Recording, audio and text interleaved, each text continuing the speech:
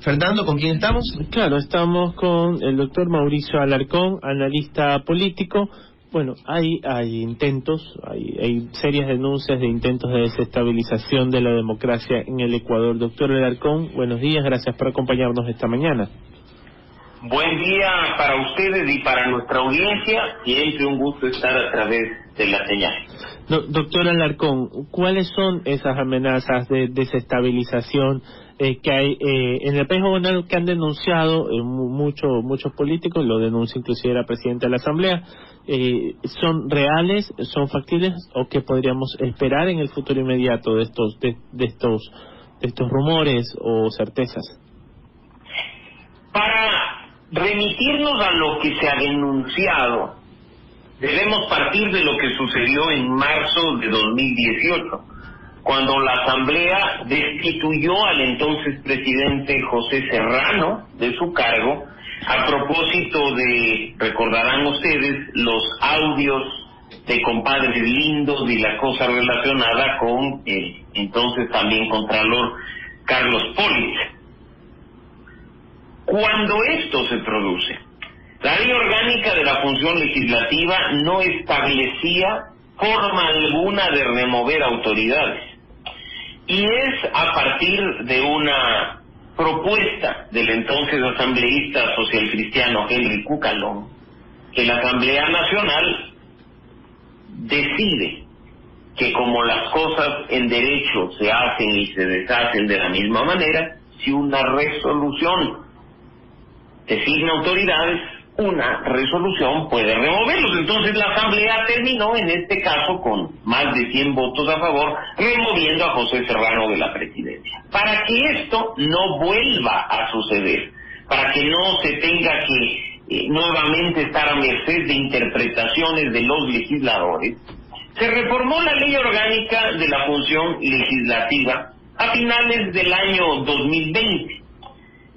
En esta reforma se modificó el artículo 18, el de cesación de funciones de las autoridades, estableciendo 6 causas por las que una autoridad cesa en funciones, incluyendo las obvias, las de la muerte, las de la renuncia, pero también la de destitución. Y en este proceso de destitución, en definitiva, lo que aprobó la Asamblea Nacional es que votos permiten la conformación de una comisión que investiga un supuesto incumplimiento de funciones, y votos son los que terminan resolviendo, en función de este informe de la comisión, la destitución de una o de todas las autoridades del CAI.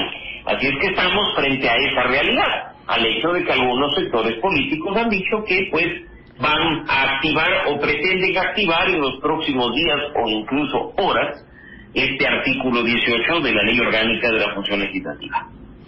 Bueno, esto es parte de la pugna que existe, declarada, por cierto, obvia, entre el Poder Ejecutivo y el Poder Legislativo.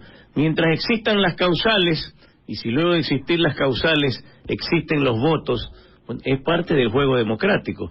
El tema es ver las consecuencias de aquello. Se activa nuevamente el tema por la toma por parte del vocal Ulloa de la presidencia del Consejo de Participación Ciudadana y Control Social. Más allá del tema legal, ¿cómo analiza usted las consecuencias políticas de aquello?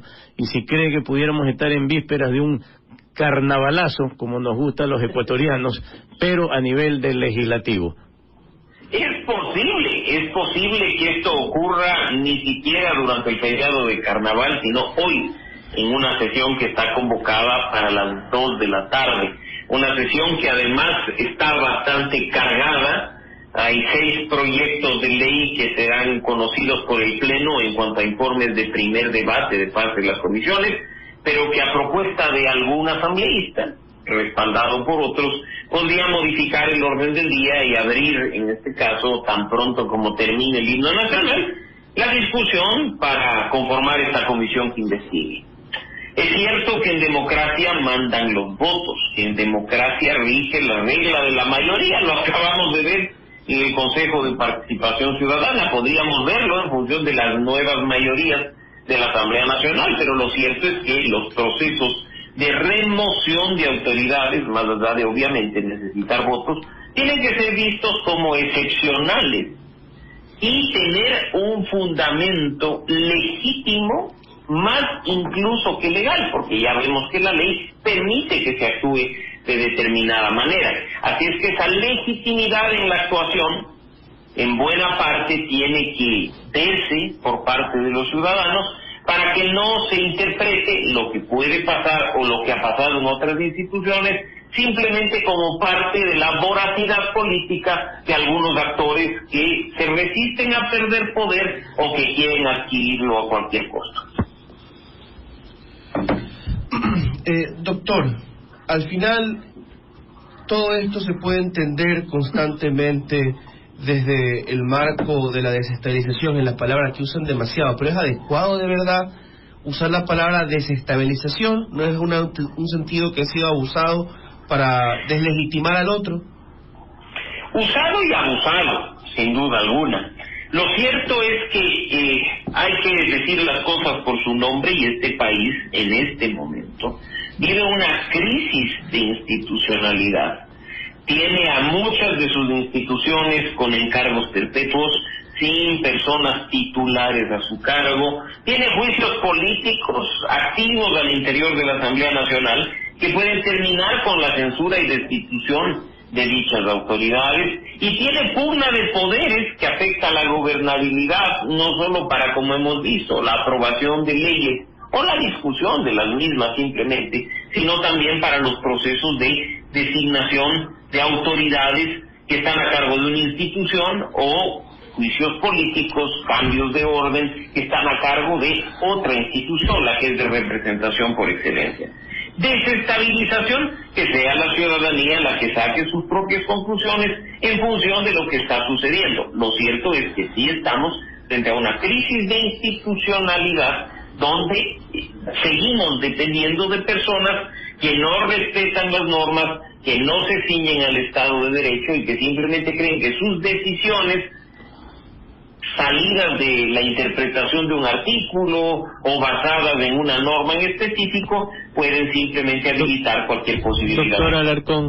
Doctor Alarcón, ¿cree que podremos volver a esta situación que se dio a inicios del mandato del presidente Lasso, de si no se aprueba este proyecto de ley, en este caso la reforma tributaria, si no se aprueba tal proyecto de ley, me están boicoteando, me están bloqueando el gobierno, mi plan de gobierno no se puede ejecutar, a palabras del presidente? ¿Cree que esto se pueda dar con la ley de inversiones, por ejemplo, y que esto pueda ser motivo para tener otra crisis adicional de un bloqueo por parte de la Asamblea al presidente, y con las consecuencias que podría acarrear eso? Y con las consecuencias que tienen que ser vistas con total realismo, sin duda alguna. La Asamblea Nacional ha demostrado estar en este momento en torno a las nuevas mayorías en capacidad de lograr 91 votos, esa llave mágica de mayoría calificada que incluso puede dar lugar a la destitución del presidente de la República. Ahora bien, el proceso que se sigue, en este caso al interior de la Asamblea Nacional, es mucho más engorroso que la simple firma de un decreto ejecutivo, hay que decirlo de manera muy clara, con lo cual podría producirse una vez más esta amenaza de muerte cruzada del presidente disolviendo la Asamblea Nacional en función de lo que dice la Constitución, sin capacidad de reacción, con lo cual, si es que esto efectivamente pasa por las causas establecidas constitucionalmente, incluso podríamos estar a puertas de un proceso de elecciones generales junto a las seccionales y no simplemente un proceso específico. Mauricio, usted lo ha dicho bien en este momento. Estamos en un mar encrespado, algo típico y característico de la política ecuatoriana, pero en este mar encrespado el presidente, novato en la navegación, ha escogido como velamen y timonel a don Osvaldo Hurtado por un lado y a su think tank o tanque de pensamiento de Ecuador Libre, con elementos como don Aparicio Caicedo por abajo de timonel. ¿Cómo ve usted la navegación de ese barco en esas circunstancias? Cuando una persona accede al poder y está consciente de que no tiene los elementos suficientes para llevar a cabo una buena conducción, debería buscar rodearse de los mejores hombres y mujeres, no solo en cuanto a conocimientos temáticos, sino incluso sobre capacidad política, capacidad de negociación, capacidad de lograr acuerdos. Lamentablemente esto no se ha visto. De lo que escucho, no solo a través de ustedes, sino a través de otros medios de comunicación, se habla de una fuerte influencia del expresidente Osvaldo Hurtado, de su círculo más cercano, que gobernó además en los años 80, 40 años atrás, y que pues entre los 80 y los 2020 la política ha cambiado muchísimo, y que acá hay que tener mucho más sensatez al momento de dirigir un país y tomar decisiones, y sobre todo también hay que escuchar a la ciudadanía. En una nota de prensa de hace varios meses, que probablemente ustedes también leyeron, se decía que pues el Ejecutivo había decidido no tomar decisiones sobre la base de los datos que puede arrojar una encuesta realizada a la ciudadanía, lo cual en lo personal considero un error, porque una de las principales fuentes para la toma de decisiones de quien se encuentra en el poder debe ser lo que la ciudadanía aspira, lo que la ciudadanía quiere. Creo que en eso se ha fallado. Nunca es tarde para corregir, nunca es tarde para abrir un poco más la mente, discutir con los ciudadanos la importancia de gobernar bien, de jugar responsablemente a la política y lograr, por supuesto, buenos resultados. Mientras estemos a merced de actores políticos que nunca ganaron una elección y que juegan a la política basados en lo que han escrito en sus libros, creo que el fracaso podría ser evidente. Doctor, quisiera preguntarle si es que en busca de solucionar los problemas que dan pie a la desestabilización se dan por dos vías. La una, eliminar el Consejo de Participación y darle sus facultades, entre otros, a la Asamblea Nacional. Y la otra, que la Asamblea Nacional, sus miembros se escojan en segunda vuelta. ¿Cree usted que estas dos soluciones ayudarían a darle un poco más de orden al país? Es posible, pero no creo que debamos experimentar en función de simpatías o antipatías. No es la primera vez que se habla de este segundo punto, de elegir legisladores en segunda vuelta. Incluso la ciudadanía se le había preguntado en un referendo hace prácticamente 30 años si estaba de acuerdo en que esto suceda, y la ciudadanía no lo quiso. En este momento, en cuanto al Consejo de Participación Ciudadana, hay mucho más que simples especulaciones, cuando la Corte Constitucional tiene no uno, sino 4 dictámenes en cuanto a la forma en la que se tiene que proceder para eliminar la institución y transferir sus competencias, o simplemente hacer una limitación de atribuciones constitucionales, y la consulta popular tampoco es la vía, con lo cual, si tuviéramos de nuevo funciones del Estado responsables, me refiero principalmente al Ejecutivo y al Legislativo, estaríamos discutiendo sobre estos temas, no sobre intentos de desestabilización, cuando la historia nos ha demostrado, ya vamos para el año 14 de vigencia de nuestra Constitución, y la historia nos ha demostrado que la novelería de crear un Consejo de Participación no dio ningún resultado positivo, que la institución no tiene razón de ser y que pues tiene que ser al menos reformada. No se diga, como algunos siempre dijimos, eliminada del ordenamiento jurídico y desaparecer, porque más les cuesta a los ecuatorianos que los resultados que arrojan.